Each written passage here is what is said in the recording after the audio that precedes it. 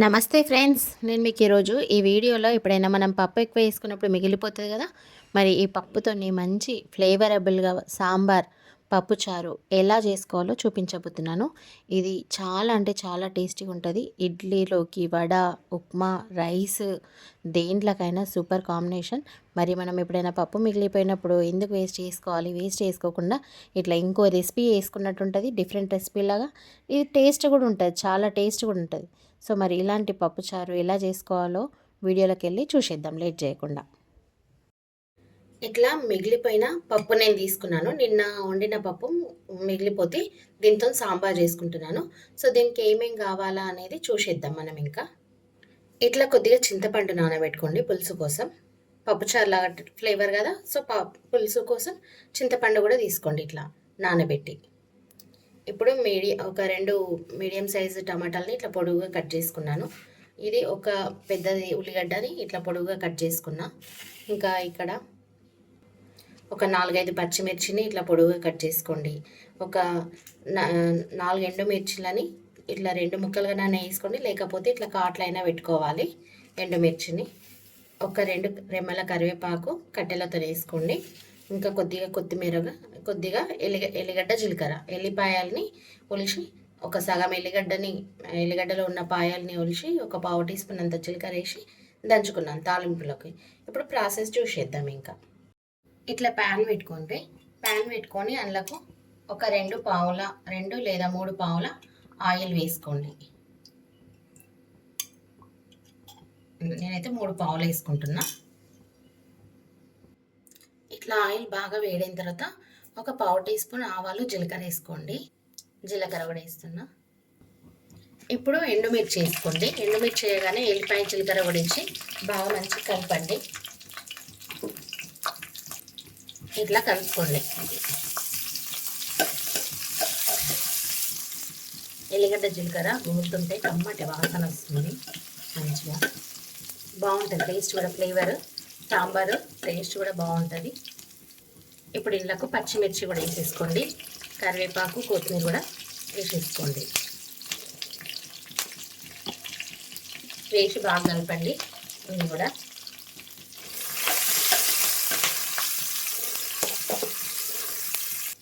ఇప్పుడు ఉల్లిగడ్డలు, టమాటాలు కూడా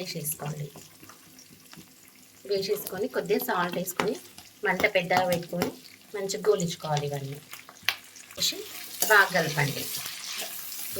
ఈ సాంబార్ చాలా టేస్ట్ ఉంటుంది. మనం చేసుకునే రెగ్యులర్ సాంబార్ కంటే కూడా ఇది టేస్ట్ బాగుంటుంది. మనకు పప్పు వేస్ట్ కాకుండా ఉంటుంది.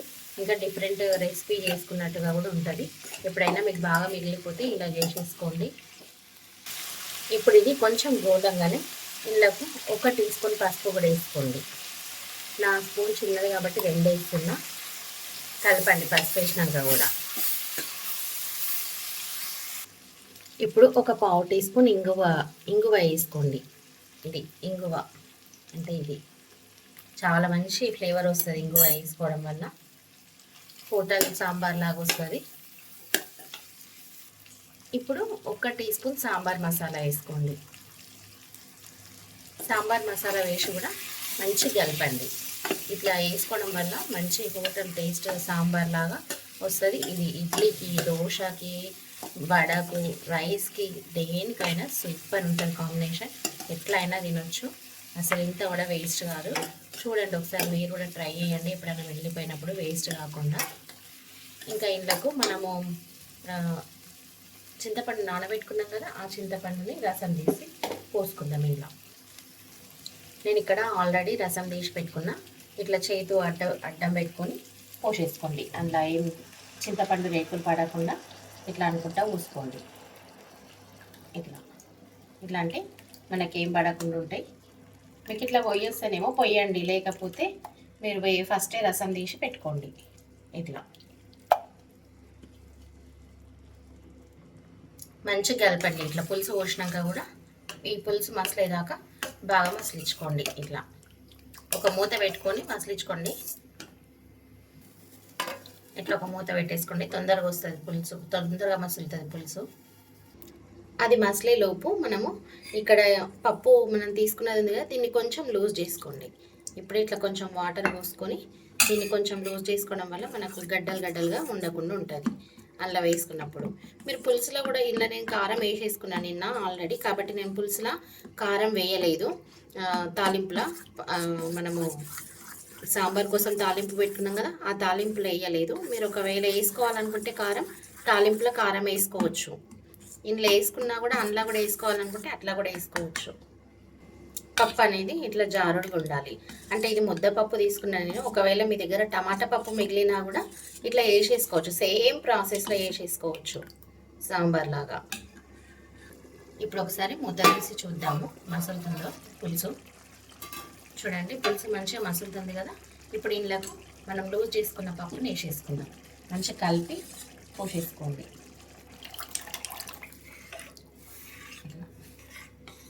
ఇందులోకి మనకు తగినన్ని వాటర్ యాడ్ చేసేసుకుందాం. ఇప్పుడు ఇది సాంబార్ కన్సిస్టెన్సీ వచ్చేంత వరకు వాటర్ వేసుకుందాం. ఇంకా మసిలి ఇంకా కొంచెం చిక్కగా అవుతుంది కాబట్టి ఇంకొన్ని యాడ్ చేసుకోండి. ఇప్పుడు ఇది మూత పెట్టి మసిలించుకుందాం. మీ దగ్గర ఒకవేళ ములక్కాయలు, దోసకాయలు, బెండకాయలు ఏమన్నా ఉన్నా వేసుకోవచ్చు. నా దగ్గర ఇప్పుడు నేను ఇది చేస్తాను ప్లాన్ చేసుకోలేదు, సడన్గా చేసుకున్నాను కాబట్టి నేను అట్లా చేసేసిన ఏం లేకుండా. ఒకవేళ మీరు అవన్నీ వేసుకోవాలనుకుంటున్నా కూడా వేసుకోవచ్చు. సేమ్ సాంబార్ లానే ఉంటుంది. ఇప్పుడు ఇది మసలే వరకు మూత పెట్టేసుకుందాం. ఇప్పుడు ఒకసారి మూత తీసేద్దాము. ఒక 10 నిమిషాల తర్వాత 10 నిమిషాలు మూత పెట్టేసుకోవాలి. 10 నిమిషాలలో ఇట్లా మసలడం స్టార్ట్ అవుతుంది. ఇగో చూడండి సాంబార్ అనేది ఎంత మంచిగా మసులుతుంది. అసలు ఇళ్ళకి ఇంకా ములక్కాయలు, దోసకాయలు, సూరకాయ అవన్నీ వేసుకుంటే మనకు సేమ్ మనం ఫ్రెష్గా వేసుకునే పప్పుచారు సాంబార్ లానే ఉంటుంది టేస్ట్. నేను అసలు ప్లాన్ చేసుకోలేదు, లేకపోతే అవి తెప్పించుకునేదాన్ని. ఇట్లా కూడా సింపుల్గా ఏం లేకపోయినా ఇట్లా కూడా బాగుంటుంది. ఇట్లా కూడా వేసేసుకోవచ్చు. ఇప్పుడు ఇట్లా మసలేటప్పుడు ఇంకా కొంచెం మసలాల బాగా మసలేటప్పుడు నేను చూపిస్తాను ప్రాసెస్. సాంబార్ ఇట్లా మసులుతుంటే ఇందులోకి ఇంకొక టీ స్పూన్ సాంబార్ మసాలా వేసుకోండి.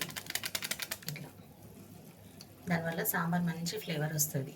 ఇట్లా మసలేటప్పుడు వేసుకోవడం వల్ల పోపులో వేసుకోవాలా, మసలేటప్పుడు వేసుకోవాలా, అయితేనే మనకు మంచి ఫ్లేవర్ వస్తుంది.